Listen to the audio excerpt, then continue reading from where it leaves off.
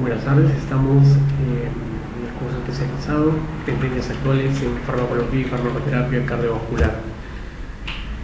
El tema a desarrollar a continuación está relacionado a dos grupos farmacológicos antihipertensivos, como son los bloqueadores de canales de calcio y los betabloqueantes adrenérgicos. De esos dos grupos antihipertensivos vamos a abordar el mecanismo de acción, las principales reacciones adversas y los efectos pleiotrópicos, ¿no? Entendamos por efectos pleiotrópicos aquellos efectos que van generándose a la medida que el paciente va consumiendo y encuentran beneficios posteriores, unos beneficios posteriores al efecto primario. Muy bien, dos grupos muy importantísimos. Vamos a comenzar con los bloqueadores de canales de calcio, ¿sí? Llámese fármacos. Cuando hablamos nosotros de bloqueadores de canales de calcio, encontramos al famoso nifedipino, amlodipino, nimodipino, nicardipino, ¿sí? Esos fármacos muy importantes para el abordaje de la hipertensión arterial. Menciones importantes que tenemos que entender es de que, por ejemplo, la guía británica de la UKIPS enmarca, por ejemplo, los bloqueadores de canales de calcio como uno de los grupos de primera elección antihipertensivo en pacientes mayores a 65 años con HTA. Entonces es un grupo muy importante a tener en consideración sus características farmacodinámicas.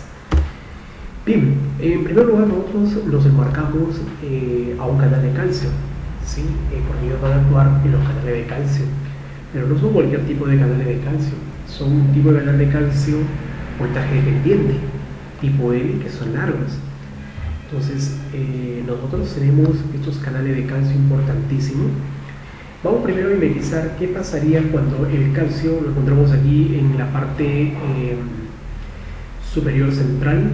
El calcio ingresa, y cuando el calcio ingresa, calcio extracelular, activa un proceso denominado de la contracción muscular.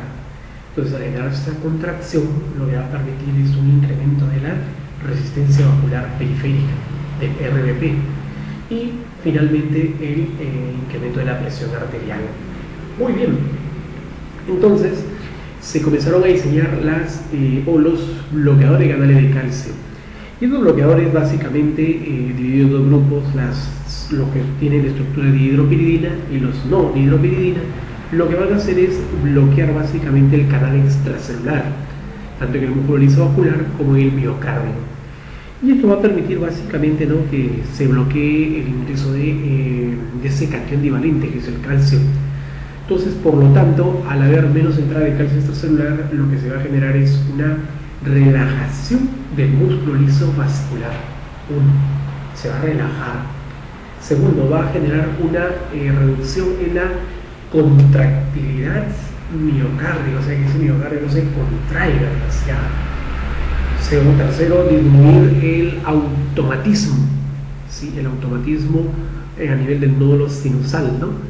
Y disminuir la conductividad a nivel del nódulo auriculoventricular, importante.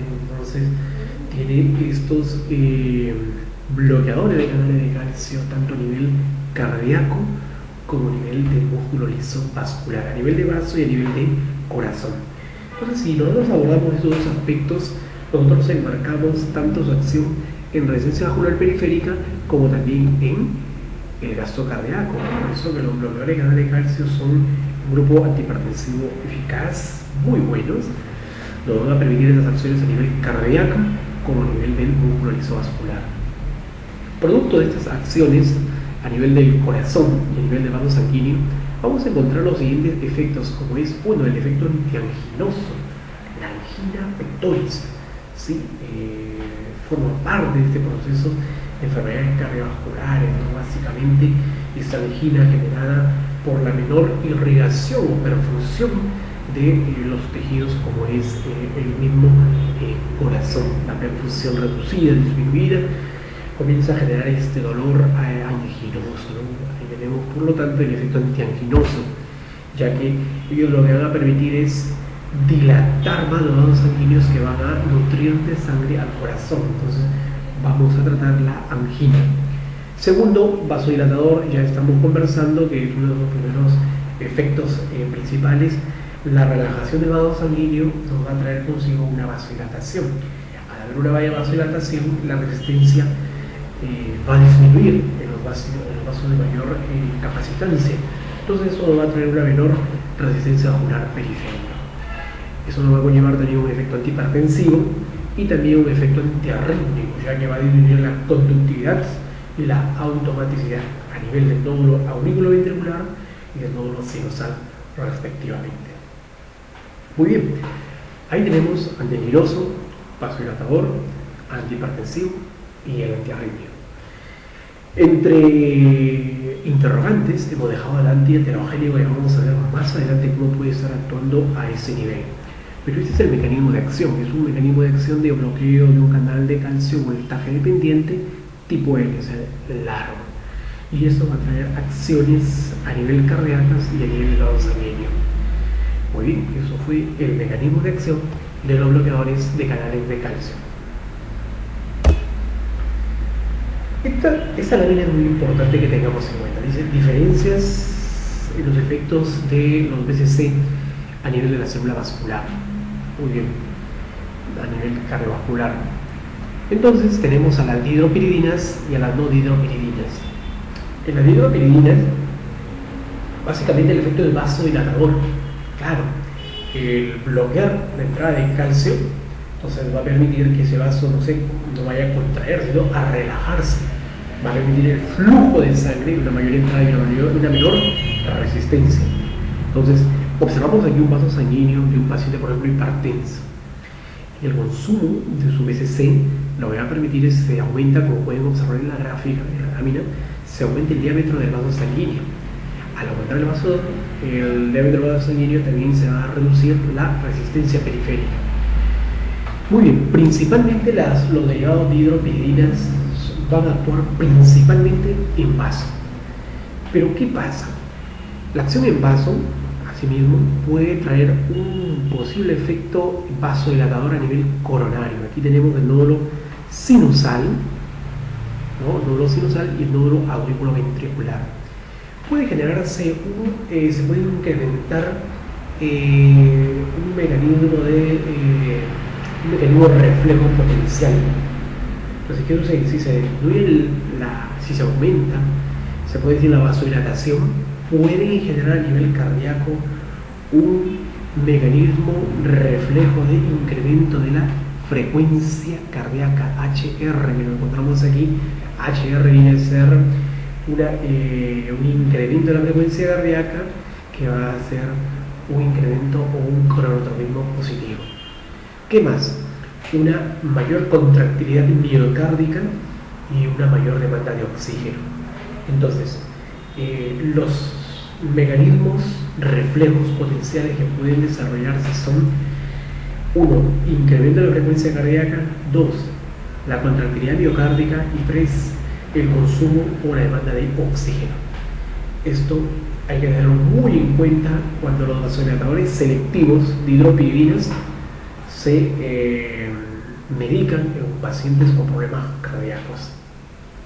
Pero las no dihidropiridinas básicamente son acciones a nivel cardíaco, porque van a modular básicamente la frecuencia cardíaca a nivel del nódulo sinusal y el nódulo auriculoventricular. No olvidemos que tiene acción sobre la velocidad de conducción, el automatismo también.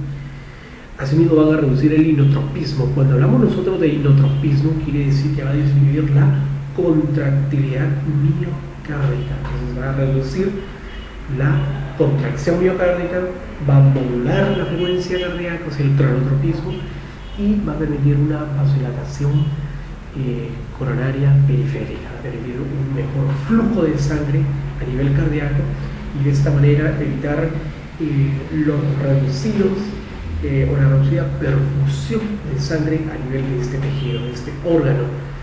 Es importante para el tratamiento, por ejemplo, para las enfermedades anginosas, las arritmias. Entonces, dos características bien diferenciadas con las dihidropiridinas y las no dihidropiridinas.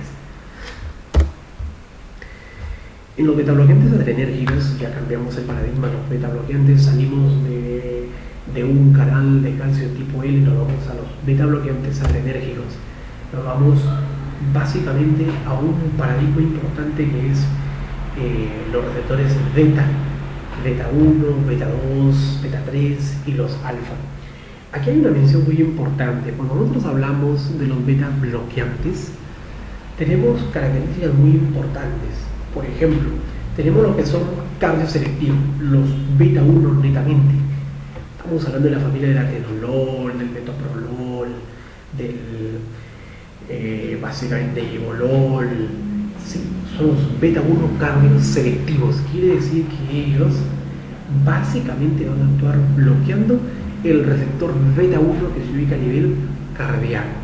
Si yo bloqueo ese beta 1 a nivel cardíaco, entonces lo que voy a reducir es la frecuencia cardíaca, porque el beta 1 se encuentra asociado a la proteína GS. Entonces, si yo activo esa GS, se aumenta la frecuencia cardíaca. Pero si yo la bloqueo, ese receptor beta 1 lo bloqueo, entonces voy a evitar la activación de GS y por lo tanto voy a evitar el incremento de la frecuencia cardíaca. Pero estos son los cardios selectivos como atenolol, metoprolol, levolol, petaxolol. Pero hay un aspecto muy importante en ellos, porque básicamente tenemos el petaxolol, básicamente en el beta 1, el bloqueo de ellos nos va a llevar básicamente a un efecto cardioselectivo netamente. Ese cardioselectivo se puede perder en el incremento de la dosis. Si un cardioselectivo como el atenolol, el metoprolol, se incrementa su dosis terapéutica, va a perder esa selectividad y va a bloquear también beta 2. Entonces es importante tener en consideración aspectos claves con los cardioselectivos. Si bien es cierto, a las dosis normales van a bloquear ese beta 1 y vamos a tener una menor frecuencia cardíaca, por lo tanto un menor gasto cardíaco y nos va a tratar la hipertensión arterial. Pero ¿qué sucede con los no cardioselectivos? Los que bloquean beta 1, beta 2. Entonces aquí tenemos al famoso propranolol. Este propranolol quiere decir que no tiene selectividad cardíaca. Bloquea el beta 1, pero también bloquea los beta 2 respiratorios que se ubican a nivel bronquial. Entonces eso va a repercutir sobre las reacciones adversas que conversaremos más adelante. Pero básicamente la acción de ellos es bloquear o antagonizar el efecto de las catecolaminas a nivel de estos receptores beta 1, beta 2. Pero también tenemos aquellos mixtos que bloquean tanto beta como alfa. Caso de carvedilol, ¿sí? Fármaco muy importantísimo porque el carvedilol ahora sí lo que hace es bloquear beta 1, muy bien, cardíaco. Beta 2 también lo bloquea, pero también bloquea el alfa 1. Y bloquear el alfa 1 quiere decir el alfa 1 se ubica en el vaso sanguíneo. Si yo bloqueo, entonces lo que voy a generar es una relajación del vaso sanguíneo. Se voy a disminuir, por lo tanto, la resistencia vascular periférica, aunado a el corazón, a bloquear el beta 1, lo que voy a generar básicamente es una disminución de la frecuencia cardíaca y por ende el gasto cardíaco. Disminuir el gasto cardíaco y la RBP, lo que vamos a obtener es una disminución de la presión arterial. Interesantísimo. Luego pasamos ya de los mecanismos de acción, vamos a las reacciones adversas al medicamento. Con los bloqueadores de calcio, ¿cuáles vienen a ser las reacciones adversas más importantes? Bien, en la presente lámina tenemos, por ejemplo, se dice la formación de edemas en los miembros inferiores. Si bien es cierto, la reacción adversa no es muy frecuente, pero sí, la vasodilatación nos puede traer consigo con las acumulaciones de líquidos. Ese es uno. La hipotensión, sí, es más común. La hipotensión es más frecuente con los BCC, ya que ellos bruscamente lo que hacen es generar una vasodilatación periférica en los vasos sanguíneos. Y eso va a traer consigo una reducción de la resistencia vascular periférica y por ende una hipotensión. Ese sí es común. El mareo también, porque básicamente el mareo, al existir una vasodilatación periférica, lo que va a traer consigo es que se reduzca básicamente una alteración en la hemodinámica circulatoria, y eso va a traer consigo por esos mareos, las náuseas también, las cefaleas, puede generar una congestión nasal, básicamente porque, si nos damos cuenta, hay fármacos que pueden generar congestión nasal por la activación de los receptores alfa 1, ¿sí? Puede darse también una activación por congestión nasal, dolor epigástrico también, taquicardia, como hemos comentado, en los hidropiridinas puede generar taquicardia con un mecanismo compensatorio reflejo. La debilidad también básicamente por la vasodilatación, por el mareo, por la hipotensión, y en algunos se ha demostrado diarreas o estreñimiento también, y poco común el infarto agudo del miocardio, una reacción adversa poco común. Lo más común que podemos observar con los BCC es la hipotensión, con los bloqueos de cadena de cabeza, la hipotensión, la cefalea que hace del paciente, las náuseas y los mareos. Es típico que manifieste el paciente en la reacción adversa de la BCC. Vamos con los beta bloqueantes adrenérgicos. ¿Cuáles son las principales reacciones adversas? Podemos observar a continuación. En ellas sí, se observa más porque básicamente podemos observar efectos cardiovasculares, ¿no? Como por ejemplo la bradicardia. Entendemos de que si yo bloqueo el beta 1, entonces voy a disminuir la frecuencia cardíaca. Entonces la frecuencia cardíaca disminuida, bradicardia. Hipotensión también, la hipotensión, porque algunos bloquean no solamente beta, sino también bloquean alfa. Entonces se reduce. Insuficiencia cardíaca también se ha presentado con poca frecuencia, y un bloqueo auriculoventricular como un efecto de reacción adversa poco frecuente. Lo más frecuente es la bradicardia y la hipotensión con estos fármacos. Bien, básicamente con los no cardioselectivos se ha podido observar un efecto a nivel del árbol bronquial, como es el broncoespasmo, ¿sí? O la resistencia a las vías aéreas. Esto sí se ha podido observar y es importantísimo también, sobre todo en los no cardioselectivos. Pero hacemos una mención muy importante. Los cardioselectivos, cuando se incrementa la dosis, se pierde la selectividad y por ende se puede generar un broncoespasmo. En el metabolismo es algo que debemos tener en cuenta, porque aquí hay que tener mucho cuidado en tres aspectos importantes. 1. La glucosa. 2. Los lípidos. Y 3. La urea, ya que genera hiperuricemia. 2. Puede generar un incremento de los lípidos. Y 3. Una hipoglicemia, básicamente por bloqueo de beta 2. Entonces, mucho cuidado con los pacientes hipertensos que tengan alteraciones a nivel de la glicemia, de los lípidos, y los que tengan el problema de la ureacumulación. Mucho cuidado porque en ellos se pueden exacerbar esos problemas. Neurológico, psiquiátrico y neuromuscular sí se ha podido observar, como podemos comentar, los mareos, las cefaleas, el insomnio, la fatiga. No olvidemos que son fármacos lipofílicos, atraviesan la barrera hematoencefálica y pueden generar alteraciones en esos procesos. Lo más importante que se puede observar aquí es los mareos, las cefaleas, el insomnio y la fatiga. Depresión somnolencia son poco frecuentes.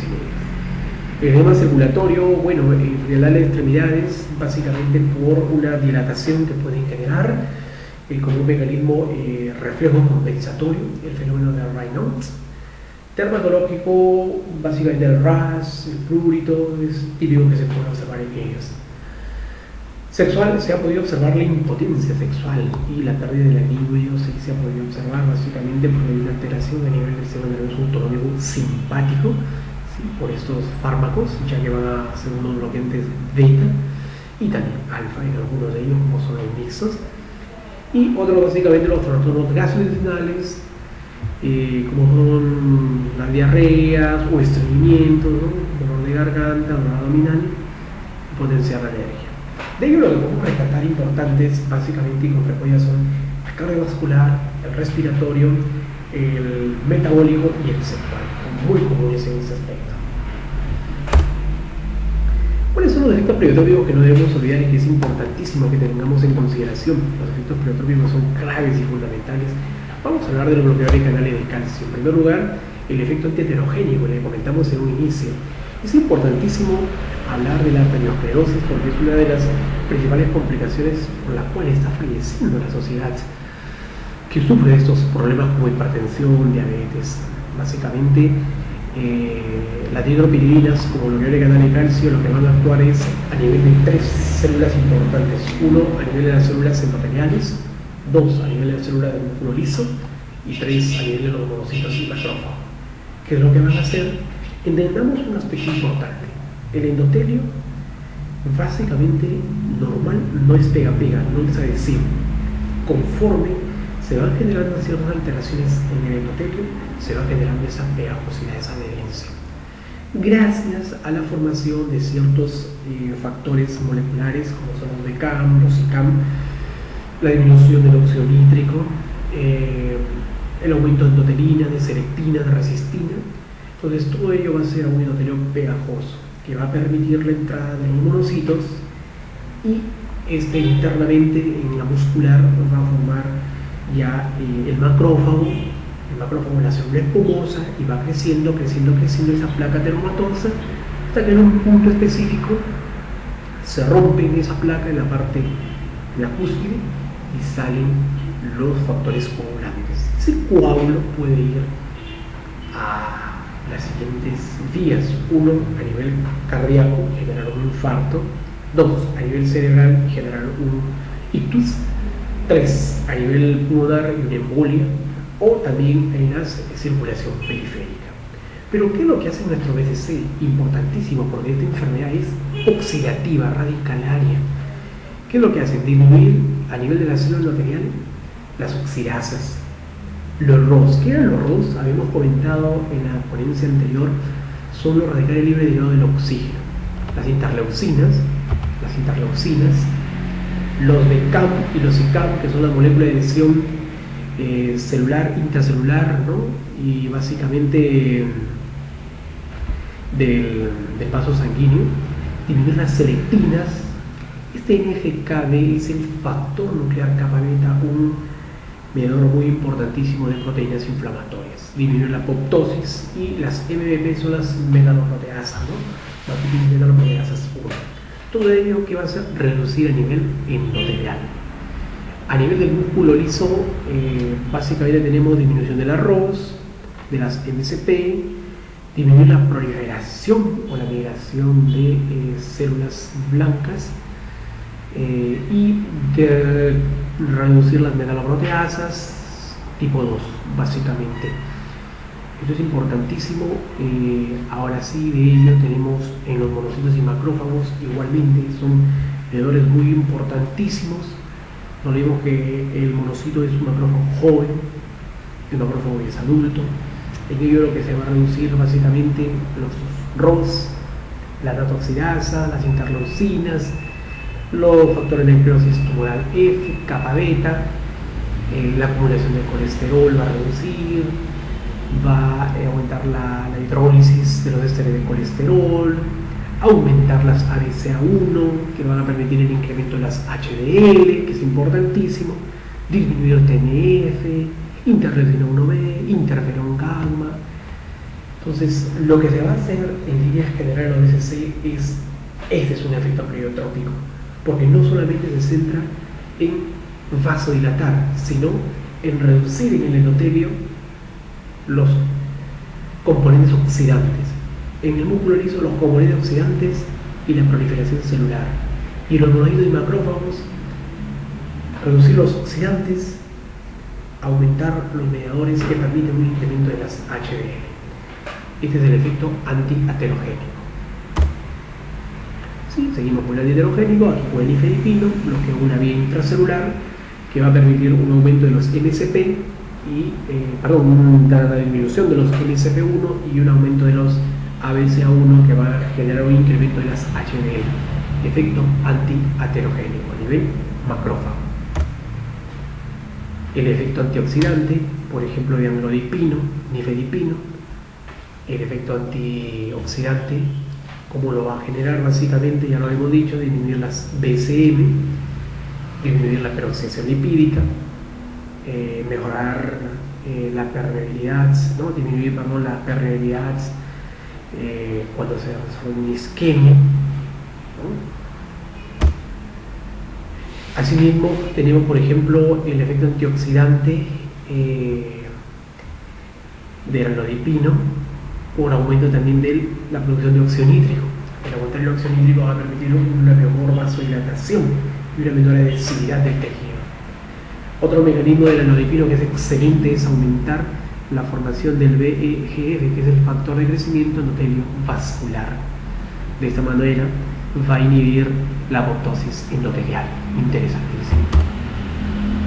La agregación plaquetaria, como un antiagregante plaquetario, también puede funcionar en el anodipino y nifedipino gracias a la reducción de las fuerzas electrostáticas y a la disminución en la afinidad de los lípidos para que se puedan fijar en el endotelio. En los betabloqueantes adrenérgicos tenemos los efectos pleiotrópicos cardiovasculares, básicamente aquí en los betabloqueantes. Tehibolol, por ejemplo, es un fármaco muy importantísimo. Un efecto pleiotrópico es su acción sobre beta 3, porque cuando actúa sobre beta 3, como observamos en la gráfica, cuando actúa en beta 3 nos va a permitir la activación de la guaninato ciclasa, y cuando activa la guaninato ciclasa va a permitir la activación de una mejor vasodilatación. O sea, pero para ello ha tenido que activar al óxido nítrico, y esto activar un proceso muy importante como es la guaninato ciclasa, y de esta manera mejorar la vasodilatación. Entonces es una acción vía beta 3. ¿Sí? Entonces es importantísimo para la disfunción endotelial mejorar el endotelio vascular gracias a un incremento en la formación de óxido nítrico. Asimismo que tenemos el famoso carvedilol, como los efectos antioxidantes, ¿no? Como observamos aquí en el azul, como el carvedilol reduce, ¿sí?, los niveles básicamente de TNF, ¿sí?, que es factor de necrosis tumoral alfa, que es un oxidante muy importantísimo de una citokina clave proinflamatoria, mucho mejor que el propranolol, que está en la parte superior.